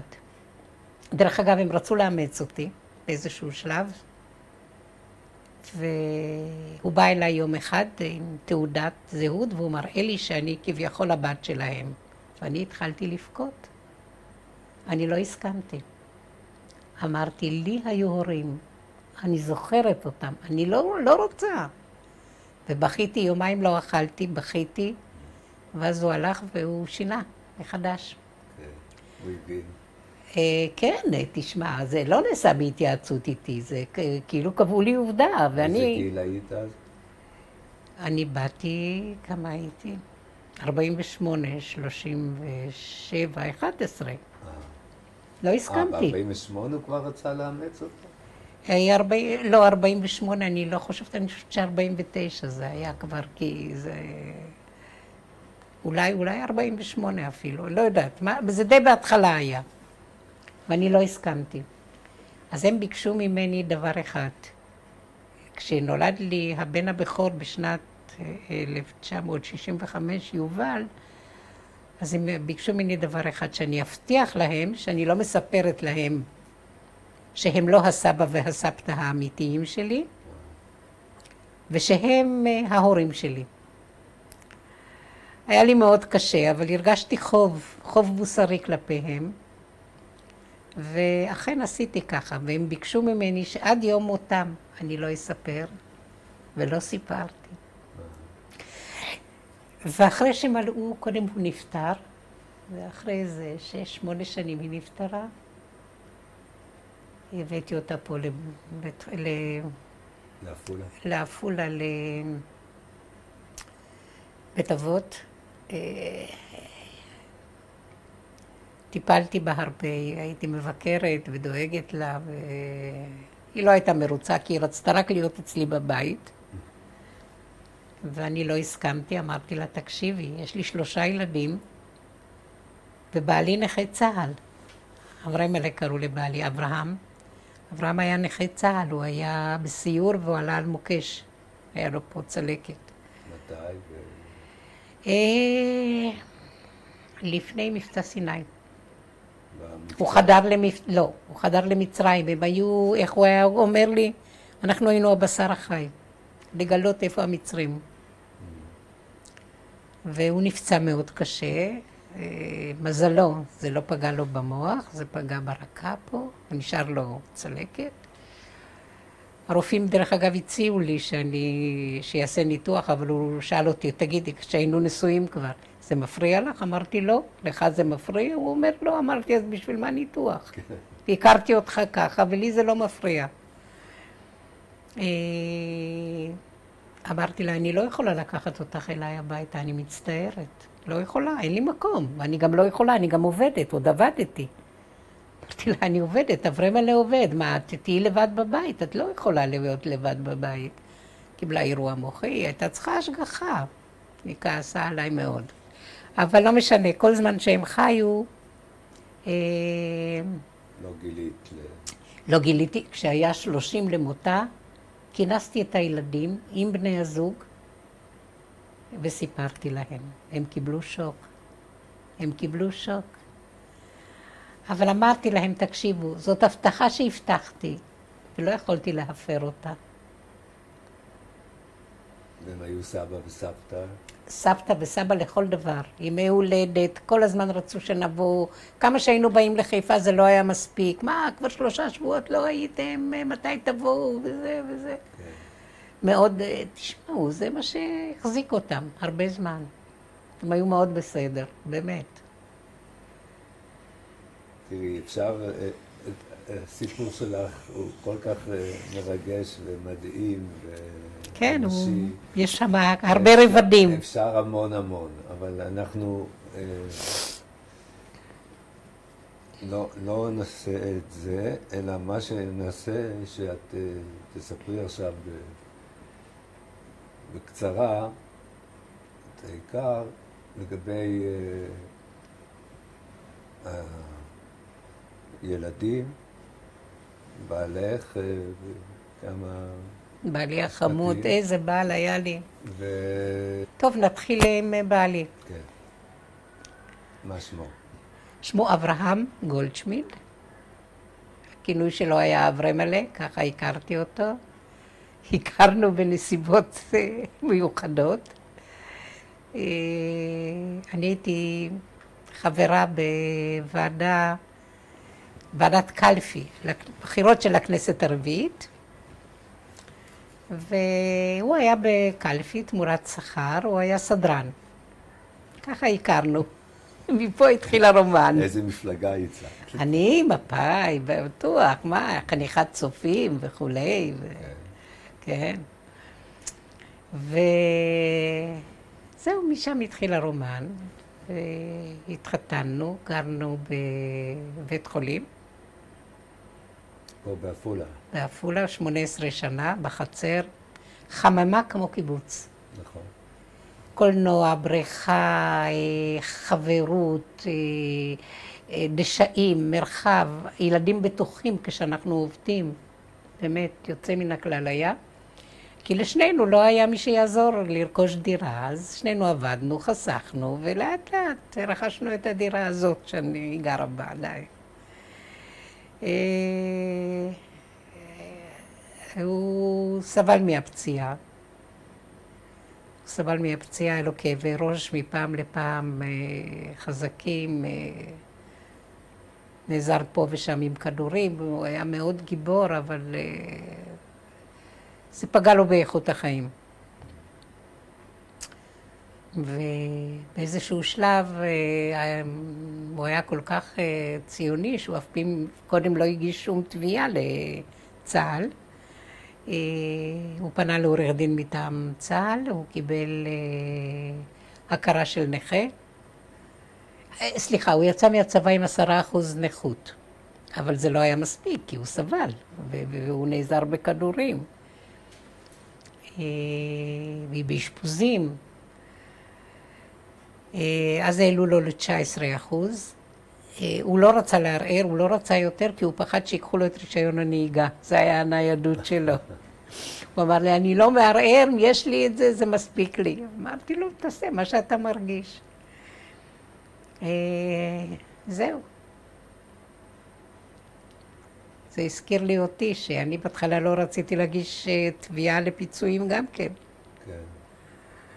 למרות שלא היו לי הרבה הוכחות, וקיבלתי את המינימום, שזה 25%. וגם עכשיו, אלה שמנויים על הדברים האלה, לא מתחשבים במצב. כי אני לא במצב בריאות תקין, אבל זה לא זה, זה לא זה, זה לא זה. בסדר. הכל בסדר. ילדים? ילדים, ברוך השם, יש לי 3. יש לי בן בכור יובל. הוא עוסק בשטח הרפואי, הוא למד מכשור רפואי. הוא עוסק בעזרה בניתוחים של קוצבי לב, ובדיקה של קוצבי לב אצל מטופלים. בבתי חולים שונים, לפי שהחברה קשורה לאותו בית חולים, כולל עפולה. לא רק, אבל גם, ויש עוד חברות בעפולה, אבל אם יש חולים שלהם מושתל מסוג זה, אז הוא מגיע. יש לי בת, זאת שגרה בעפולה, איריס. היא דרך אגב קרויה על שם אמא שלי בערך, כן? כי לאמא שלי קראו אליס והיא איריס. היא גרה פה, יש לה 2 ילדים, נשואה. וישנה אורלי, שזה באמת אור. זאת שגרה בקיבוץ מעברות. לא מעברות, המעפיל? המעפיל. כן, הם בנו שם, 3 בנים. חבר'ה מנית. יש לה תואר שני במנהל, בכלכלה. עכשיו איזושהי סגנית גדולה שם בטבטם. איפה? בטבטם? כן. היא הייתה אחראית על איזה מחלקה, אבל עכשיו היא קיבלה את הכללי הארצי. אוי, חבר'ה מנית. נכדים? זה האור. אצל יובל ישנן 2 בנות ובן, בהיפוך יוצרות, שם הבן הוא הצעיר. ישנה אחת שסיימה צבא, השנייה סיימה עכשיו י"ב, והבן הוא בכיתה י' עכשיו, עולה לי י', כן, עולה לי י'. אחר כך אצל איריס יש 2 ילדים, בן שהוא סיים י"א, ויש לו כבר ביד צו גיוס. כן. וישנה בת 14, ואצל אורלי אמרנו שזה 3 בנים. כן, ברוך השם, אין לי טענות. נהדרים, טובים, מתקשרים, כמה שאפשר, כל אחד בעיסוקו. אבל לי חסר רק הבעל. כן. שהיה משענת, עמוד תווך בחיי. ליווה אותי בהמון דברים, והיה אדם רגיש ואדם נבון מאוד. באמת, עסק בהרבה תחומים התנדבותיים, התנדב במשטרה, ליווה את הילדים בוועד הורים מא' עד י"ב, כל אחד מהם, ובאמת, ועד הבית, איזה ועדים עוד היה, ועד חוג, אנחנו באיזה חוג חברתי, ועד חוג, ופה ושם, באמת איש רב תחומי הוא היה. ובבוא הזמן, כאשר רמון דאג לסגור את לשכות המס, הוא היה מפקח בלשכות המס בארצי, אחד מתוך 5. הוא למד באוניברסיטה 2 והוא היה, יש לו תואר בנדל"ן, לא כמו שכל אחד היום נדל"ניסט לומד מאחד לשני. הוא למד 2, נבחן בחינות ממשלתיות עם רישיון. הוא שיווק את אחוזת ברק ליד בית החולים, את חלקה, בין הראשונים. כן. כן. מקום יפה. נכון. סיירנו שם לא פעם. כן. תגידי,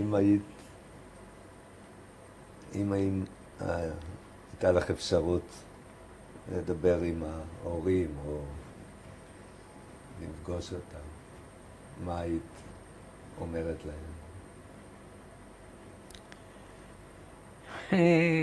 קודם כל לא הייתי מאמינה שזה קורה. אני מאוד ריאלית לאחר כל מה שעברתי. הייתי מראה להם את התוצרת שיש לנו, שנשאר לנו מאברהם הלב וממני ביחד. והייתי שמחה לחבק אותם, מה אני אגיד לך? טוב, גם אנחנו נוהגים לחבק, אני ביישן מדי, אבל לומר לך שבאמת, אני חושב שאת מסכימה איתי, נכון?